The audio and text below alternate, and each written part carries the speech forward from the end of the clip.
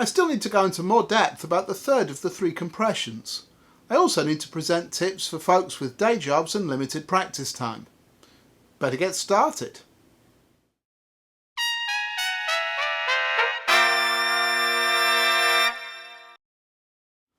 Hi, I'm Brian from Airflow Music. Alongside publishing our books for brass players, we're producing a bunch of videos with tips to make brass playing easier for you. So if you're new here, please subscribe to the Airflow Music channel so you're notified of all of our videos. This video is part of the Trumpet A-Z series.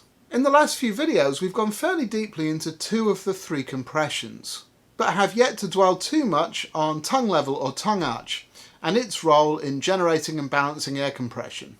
I had a few messages from people expecting that to be covered under V for vowel sounds, or something similar, and wondering if I'd forgotten about it. You're probably not surprised to learn that I have a slightly different approach, and it was part of the reason I waited until this part of the alphabet to get to it. W is for whistle.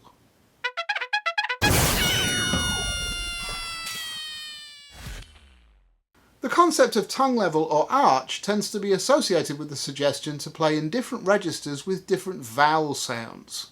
An R vowel in the lower register moving up to an E vowel in the upper register, and occasionally even extending that so it becomes more of a tss for the highest notes. This has a lot to do with the Claude Gordon approach to playing brass instruments in particular, since it was something he advocated in many of his books. This never entirely made sense to me. Not because I didn't accept that the tongue needed to move and change the shape of the oral cavity, but rather because I wasn't that keen on the way changing the vowel changed my sound. I also knew from my years singing in choirs as a kid that I could still change pitch, and my tongue would move if I didn't change the vowel. Practically, of course, the principal use of tongue level is in developing flexibility, that branch of technique which includes the inaptly named lip slurs and lip trills. Flexibility is something I always struggled with, and it wasn't until much more recently that I managed to retool my approach and start to get to grips with it. I'd spent many years trying to apply vowel sounds, which not only caused the unpleasant change in sound, but also led to my using more jaw motion than was necessary. That, in turn, led to a lot of embouchure movement. All in all, there were too many moving parts, and that really kept me from being able to get around freely. I'd also tired my chops out, so I couldn't spend as much time practicing as I needed to improve. I was in a rut with it for a long time. I noticed a positive difference when I got my breath support and core compression under control, and that did make life easier. But the missing piece didn't fall into place until I caught myself whistling exercises one day. I realised that I'd found a way to figure out how the tongue should be moving, and how to practice it, without the motion of my jaw getting involved. When I got home I checked it out in the mirror to make sure what I was feeling was accurate. Sure enough, my tongue was moving but my jaw wasn't. Not only that, but the aperture between my lips wasn't noticeably changing shape or size as the note changed. In thinking about this I realised the parallels were actually deeper still. Not only is the tongue movement the same when whistling or playing, but the air use is too. I quickly realised that to move to a higher note I wasn't blowing harder. Instead, the quantity of air backed off. If I try to blow too loud, the resonance of the whistle is lost and the sound airs out. Subsequently, I was able to use this to understand how my tongue works when I'm articulating too. I don't know if you've ever thought to tongue when whistling tunes, but it does work. Try whistling the same sort of arpeggio but with tonguing the notes, like this. Do you notice where your tongue strikes behind your teeth? The articulation point actually changes with the range. It moves further back as you move higher. The same is true on the trumpet. It's a different position if I tongue a low C, a middle C, a high C, or even a double high C.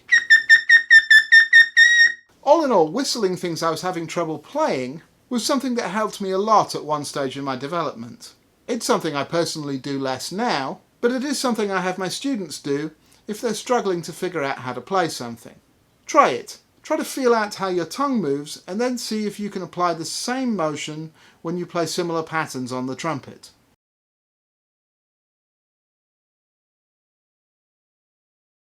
Something that I'm often asked both by students who come by for lessons and in the comments on these videos is for tips to maximise practice time for those of us who work day jobs and don't have a number of hours to devote to practicing outside of our other responsibilities.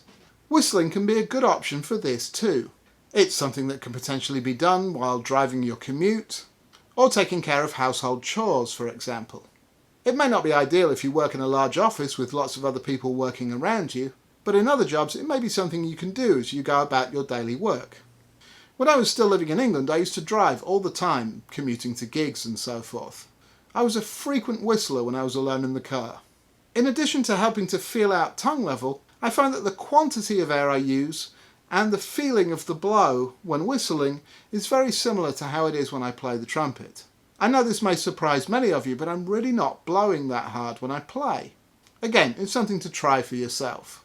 To bring this back to thinking in terms of the 3 compressions, my personal balance is weighted heavily in favour of core compression, as you've probably realised.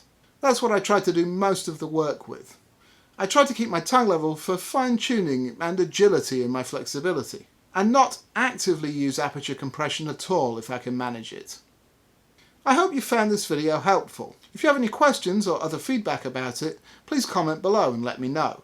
Otherwise, please hit that like button and subscribe to the Airflow Music channel. I've also just started posting videos on Instagram and Facebook.